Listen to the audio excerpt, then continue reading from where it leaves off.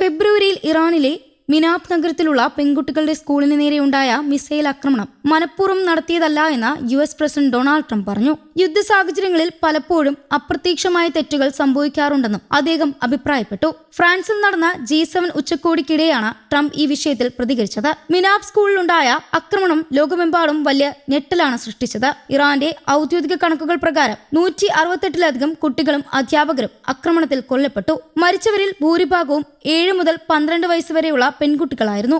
സ്കൂളിലെ സാധാരണ ക്ലാസുകൾ നടന്നുകൊണ്ടിരിക്കുകയായിരുന്നു ആക്രമണമുണ്ടായിരുന്നതെന്നാണ് റിപ്പോർട്ടുകൾ വ്യക്തമാക്കുന്നത്. സംഭവത്തെക്കുറിച്ച് മാധ്യമപ്രവർത്തകർ ചോദിച്ചപ്പോൾ യുദ്ധം എല്ലായ്പ്പോഴും ക്രൂരമാണെന്നും നിരപരാധികളായ ആളുകൾക്ക് പലപ്പോഴും അതിന്റെ ഇരയാകേണ്ടി വരാറുണ്ടെന്നും ട്രംപ് പറഞ്ഞു. എന്നാൽ ഈ ആക്രമണം ആരും മനഃപൂർവ്വം നടത്തിയതല്ല എന്നാണ് തന്റെ നിലപാടെന്നും അദ്ദേഹം കൂട്ടിച്ചേർത്തു. സംഭവത്തെക്കുറിച്ച് നിലവിൽ അന്വേഷണം നടക്കുകയാണെന്നും അന്വേഷണം പൂർത്തിയാകുന്നതുവരെ അന്തിമ നിഗമനത്തിലെത്താൻ കഴിയില്ല എന്നും ട്രംപ് വ്യക്തമാക്കി. ആക്രമണത്തിൽ US-ന് പങ്കുണ്ടോ എന്ന ചോദ്യത്തിന് അദ്ദേഹം നേരിട്ട മറുപടി നൽകിയില്ല. പകരം യുദ്ധങ്ങളിൽ കൊല്ലപ്പെടുന്ന ആയിരക്കണക്കിന് സൈനികരുടെ കാര്യം കൂടി പരിഗണിക്കണമെന്നും അദ്ദേഹം പറഞ്ഞു. ഫെബ്രുവരി 28-നാണ് ഈ ആക്രമണം നടന്നത്. അന്നേ ദിവസം US-ഉം ഇസ്രായേലും ചേർന്നുള്ള സൈനിക നടപടികൾ ആരംഭിച്ചിരുന്നു. അതിന്റെ പശ്ചാത്തലത്തിലാണ് തെക്കൻ ഇറാനിലെ മിനാബ് നഗരത്തിലുള്ള സ്കൂളിന് നേരെ മിസൈൽ പതിച്ചത്. ആക്രമണത്തിന്റെ ദൃശ്യങ്ങളും ചിത്രങ്ങളും പുറത്തു വന്നതോടെ അന്താരാഷ്ട്ര തലത്തിൽ വലിയ പ്രതിഷേധമുയർന്നു. സംഭവം നടന്നതിന് പിന്നാലെ ആക്രമണത്തിന്റെ ഉത്തരവാദിത്തം ഇറാന്റെ മേൽ ചുമത്താൻ ട്രംപ് ശ്രമിച്ചുവെന്ന വിമർശനവും ഉയർന്നിരുന്നു. അന്ന് അദ്ദേഹം പറഞ്ഞത് ഇറാന്റെ മിസൈലുകൾക്ക് ആവശ്യമായ കൃത്യത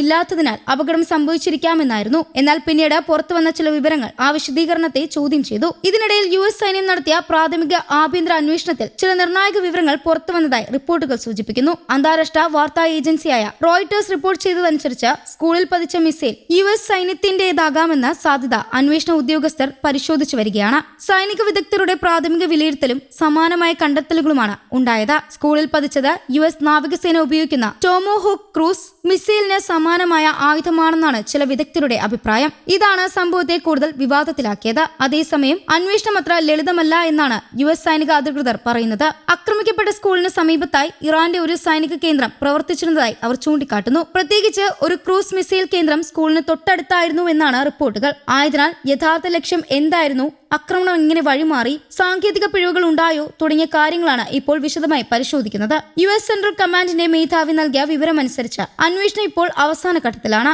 സംഭവത്തിന്റെ എല്ലാ സാങ്കേതിക വശങ്ങളും പരിശോധിച്ച ശേഷം മാത്രമേ അന്തിമ റിപ്പോർട്ട് പുറത്തുവിടുകയുള്ളൂ. റിപ്പോർട്ട് പുറത്തു വന്നാൽ ആക്രമണത്തിന് പിന്നിലെ യഥാർത്ഥ കാരണങ്ങൾ കൂടുതൽ വ്യക്തമായേക്കും. മറ്റൊരു വശത്ത് ഈ ആക്രമണം യാദൃച്ഛികമായിരുന്നില്ല എന്നും മനഃപൂർവ്വം നടത്തിയതാണെന്നുമാണ് ഇറാന്റെ നിലപാട്. സ്കൂൾ ഒരു സാധാരണ വിദ്യാഭ്യാസ സ്ഥാപനമായിരുന്നുവെന്നും അവിടെ സൈനിക പ്രവർത്തനങ്ങളൊന്നും ഉണ്ടായിരുന്നില്ല എന്നും ഇറാൻ ആവർത്തിച്ച് വ്യക്തമാക്കുന്നു. നിരപരാധികളായ കുട്ടികളാണ് ആക്രമണത്തിന്റെ ഇരകളായതെന്നും ആയതിനാൽ ഉത്തരവാദികളായവരെ കണ്ടെത്തണമെന്നും ഇറാൻ ആവശ്യപ്പെടുന്നു. സംഭവം പുറത്തു വന്നതിന് പിന്നാലെ വിവിധ മനുഷ്യാവകാശ സംഘടനകളും ആശങ്ക പ്രകടിപ്പിച്ചിരുന്നു. യുദ്ധസമയത്ത് പോലും സ്കൂളുകൾ, ആശുപത്രികൾ, സാധാരണ ജനവാസ മേഖലകൾ എന്നിവ സംരക്ഷിക്കപ്പെടേണ്ടതാണെന്ന് അവർ ചൂണ്ടിക്കാട്ടുന്നു. കുട്ടികളുടെ മരണത്തിന് കാരണമായ സാഹചര്യങ്ങൾ പൂർണ്ണമായും വ്യക്തമാക്കണമെന്നും സ്വതന്ത്ര അന്വേഷണം വേണമെന്നും ചില സംഘടനകൾ ആവശ്യപ്പെട്ടു.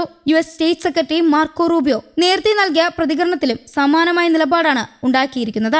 US മനഃപൂർവ്വം ഒരു സ്കൂളിനെ ലക്ഷ്യമിടില്ല എന്നും സാധാരണ ജനങ്ങളുടെ സുരക്ഷയ്ക്കും അമേരിക്ക പ്രാധാന്യം നൽകുന്നു എന്നായിരുന്നു അദ്ദേഹത്തിന്റെ വാക്കുകൾ. എന്നാൽ അന്വേഷണം പൂർത്തിയാകുന്നതുവരെ കൂടുതൽ അഭിപ്രായം പറയാനാകില്ല എന്നും അദ്ദേഹം വ്യക്തമാക്കിയിരുന്നു. മിനാബ് ആക്രമണം യുദ്ധത്തിന്റെ മാനുഷിക വിലയെക്കുറിച്ചുള്ള ചർച്ചകൾ വീണ്ടും സജീവമാക്കിയിരിക്കുകയാണ്.